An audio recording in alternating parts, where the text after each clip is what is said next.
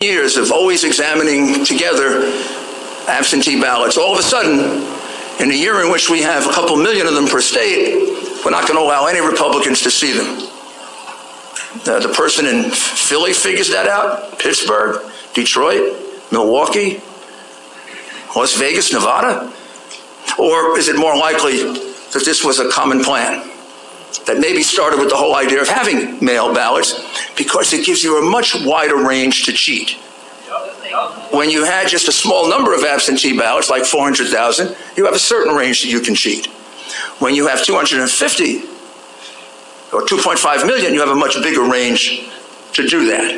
So when you hear that testimony about not being allowed to see the ballot, you have to understand it's much more important than just that individual ballot. On election night, when I went to sleep, maybe when you did, President Trump was leading in your state by somewhere around 700 to 800,000 votes, depending on when you went to sleep. That's a huge number of votes. 65% of the vote had been cast. Under normal circumstances, like if this were a fair media, your state would have been called for Trump. I mean, Virginia was called with 10% of the vote. It turned out to be separated by 1%. I think we may have actually won Virginia, but that's another battle. Michigan, we were ahead by 300,000 votes. Wisconsin, more. Georgia, we were down to 90% and ahead. What are the odds that they all switched overnight? They just switched by the next day. I think you're going to see how that happened. And I think there are a couple of statistics that you have to really closely look at. I'll just mention them and then we'll move on to the witnesses. We have calculated, and the evidence will show, that there were 682,770 mail-in ballots that were entered into your votes in just Allegheny County and in Philadelphia that were not observed by any single Republican.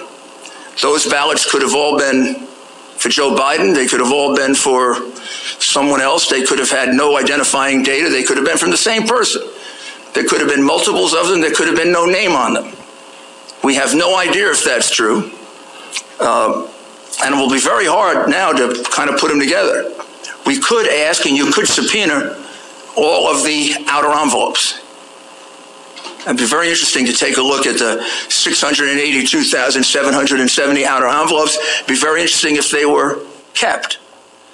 And it would be very interesting to see how many of them weren't filled out. But in any event, under the law of your state, which is set by you, those ballots are illegal. The judge, mistakenly in his opinion, said that we want to disenfranchise 6 million people. We don't want to disenfranchise anyone.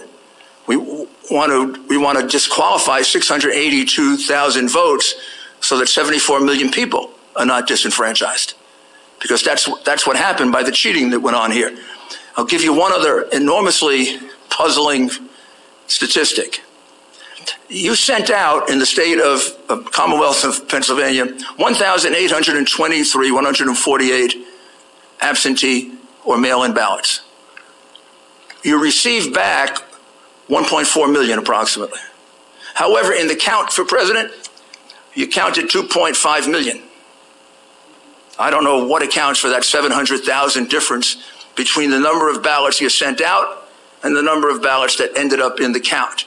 That number, 2,589,242, was on your government website until yesterday. And yesterday it was removed without explanation. I'm going to be very interested in hearing what the explanation is. And I can't imagine you could possibly certify without knowing the explanation of that, as well as the explanation to the 22,686 mail-in ballots that were returned on the day they were mailed. That's a trick. How about they were returned? How about 32,591 were returned the day after they were mailed? Another 20,000 were returned before they were mailed. Of course, I think this is a kind of a low count, and I guess the crooks in Philadelphia are disappointed in this. They only submitted 8,021 ballots from dead people, mail-in ballots for dead people. It's probably easier for dead people to submit mail-in ballots than it is to vote in person. You had about 30,000 of those. We're checking the records of the cemeteries around Philadelphia. You have 4,984 mail-in ballots that were never requested, and on and on and on and on. Your election, because of these two counties and maybe one other, is a sham. It's a disgrace to your state.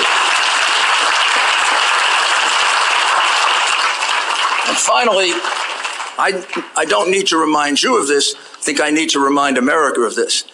The election for the President of the United States is not run by the governor of your state. It's not run by your election commissioner. The United States Constitution makes it clear who has the responsibility for running this election. Article 2, Section 1, Clause 2 of our Constitution doesn't say that ABC gets to call the winner or CNN. It says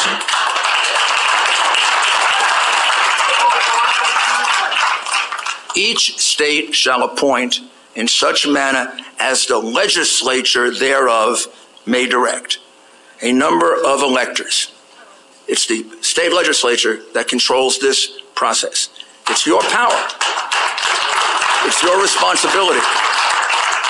And I think you know, and you have to convince the rest of your members, Republican and Democrat, they owe that to the people of your state, and they owe that to the people of the United States. Because if this happens without consequence, if they can just enter 600,000 some odd mail-in ballots without allowing a single Republican to view it, what's to say that next time they won't do 1 million or 2 million? I know crooks really well. You give them an inch and they take a mile, and you give them a mile and they take your whole country. So now we'll proceed with the witnesses.